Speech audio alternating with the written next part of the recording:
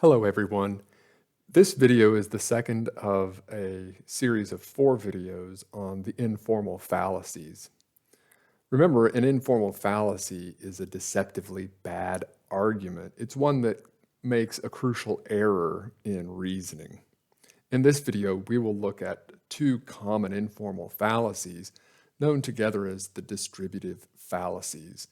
They're the fallacy of composition and the fallacy of division. The distributive fallacies involve confusing parts with wholes. Specifically, they involve either attributing a trait or characteristic to a whole because one or more of its parts has it, or attributing a trait or characteristic to one or more parts of a thing because the whole has it. When we move from part to whole, it's called the fallacy of composition. And when we move from whole to part, it's called the fallacy of division. Let's look at a few examples. In this image, we see a whole pizza sliced into pieces.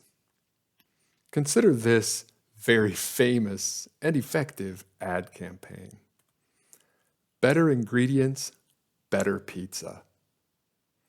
The idea here is that if the ingredients are better, fresher, higher quality, then the result will be a better pizza.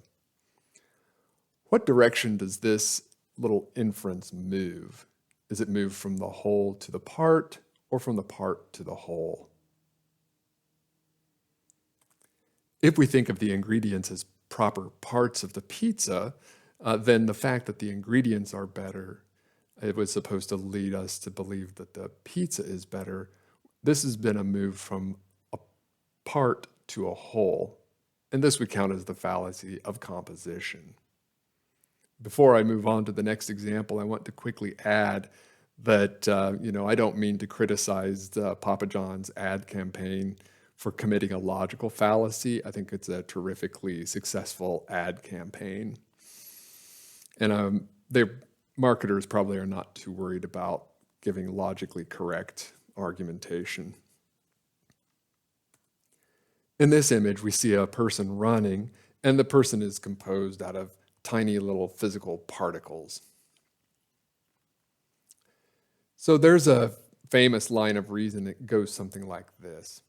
A person is a subject of conscious awareness. Persons have thoughts, experiences, feelings. Therefore, some believe that the physical components of persons must also be consciously aware. And so we get the view that molecules and atoms themselves are subjects of conscious awareness. What move has been made here? Are we reasoning from the whole to the part, or from the part to the whole? The argument says that since a whole person is a subject of conscious experiences, then so are their fundamental physical constituent parts. So it's a move from the whole to the part, and therefore it commits the fallacy of division. Let's look at some more examples of the fallacy of composition. This one is attributed to Aristotle. Your heart has a purpose, to pump the blood. Your foot has a purpose, to move you around. Your arm has a purpose, to lift and carry. If all of your parts have a purpose, then you must have one too.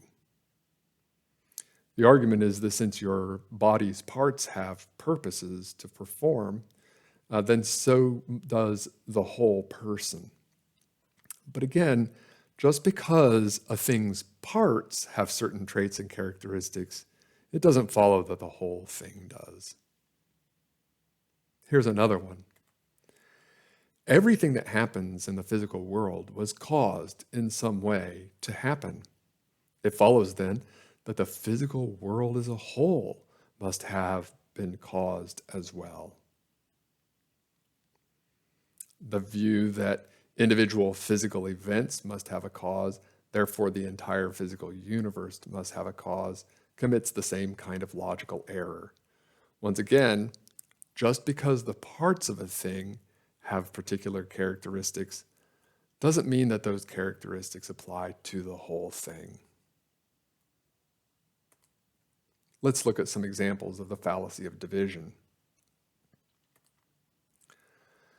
The class average on the second exam was higher than the average on the first exam.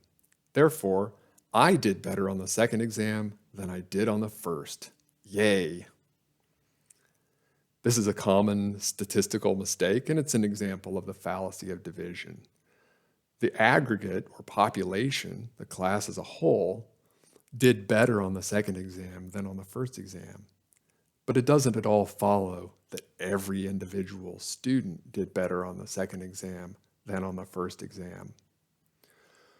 We see this very, very same kind of reasoning every summer when there's a cool day outside. Say it's a day in the low 70s in early August. Someone will invariably say, aha, global warming is false. But they seem to be committing the fallacy of division. Just because the average global temperature is rising year after year, it doesn't follow that every day in every place is getting hotter. There will be days that seem cooler, even though the average at the global level is increasing. Similarly, we might observe that nationally, the spread of the coronavirus is slowing down, but it wouldn't follow that the spread is slowing down everywhere. There may be a few local places that experience a surge in cases, even if it's true that nationally the growth rate is slowing. Here's another example. Dan is a 90-year-old man. Therefore, the cells making up Dan's body are also really, really old. Well, this simply doesn't follow. We know that cells, different kinds of cells live for different periods of time, but almost none of Dan's cells would be 90 years old. For instance, in the image on the right is a red blood cell, and we know that red blood cells can live to be a few months old, maybe 4 months old. Dan's skin cells likely last only a couple of weeks. And there may be cells in the lining of Dan's gut that live only a few days. So once again, just because the whole thing has a particular property, characteristic, or trait, it doesn't follow that all of the parts of the thing have the same property, characteristic, or trait. In this video, we looked at two common informal fallacies known together as the distributive fallacies. They are the fallacy of composition, which involves moving from parts to wholes, and the fallacy of division, which involves moving from wholes to parts. Stay tuned for upcoming videos on more of the informal fallacies.